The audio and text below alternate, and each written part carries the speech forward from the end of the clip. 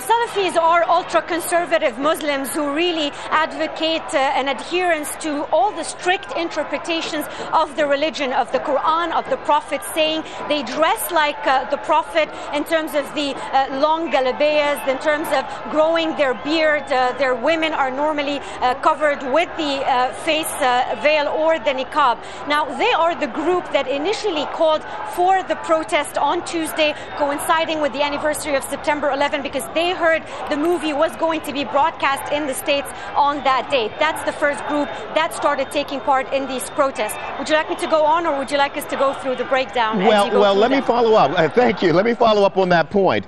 The Salafists, who are a part of this demonstration, the ultra-conservative group that you just mentioned, do they advocate violence in this context, the context of this anti-Islam video?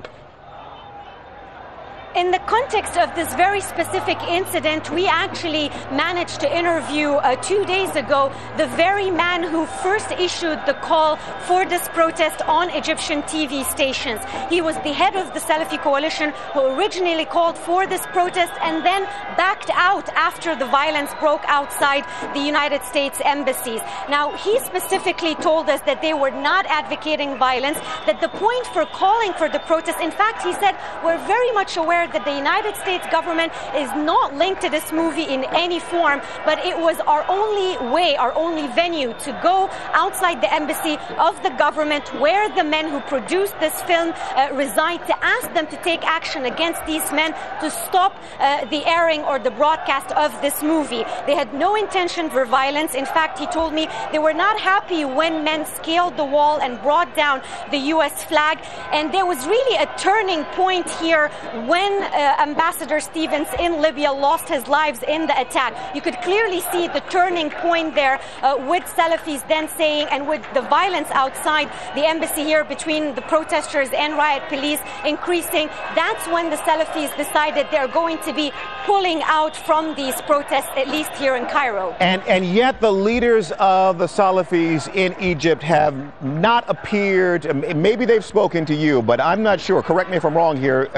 They haven't certainly appeared on camera. I haven't spoken to one of the leaders in a phone conversation to voice concerns, to call for calm as these demonstrations have continued today. Have you spoken to leaders, and have they expressed to you concerns about the continuing unrest, and have they called for calm? I'm not sure I entirely heard the question. Leaders from, you're asking if leaders of the Salafis. Salafi leaders? Yes. Have they spoken to you? Because they certainly haven't spoken to me, my colleague Laura Kyle, in the last few hours as the demonstrations continue there in Cairo to call for calm. Well, they have actually participated firsthand in the attempts to mediate or negotiate with the protesters on the ground. Overnight, we have seen members from the Salafi Noor party trying to address these protesters and ask them to leave the perimeter of the U.S. Embassy. These attempts were unfortunately not successful, and we've seen how the clashes continued throughout the day today. In terms of an overall call, it has come through their statements, but once again, once these protests start, they really take a life of their own, Tony. And you have been discussing at length with my colleagues in Washington and other parts of the world the issue of whether the United States had done enough to really express concern about this movie. It's worth mentioning that those Salafi leaders, from the very first day when the protests began, said that the United States Embassy in Cairo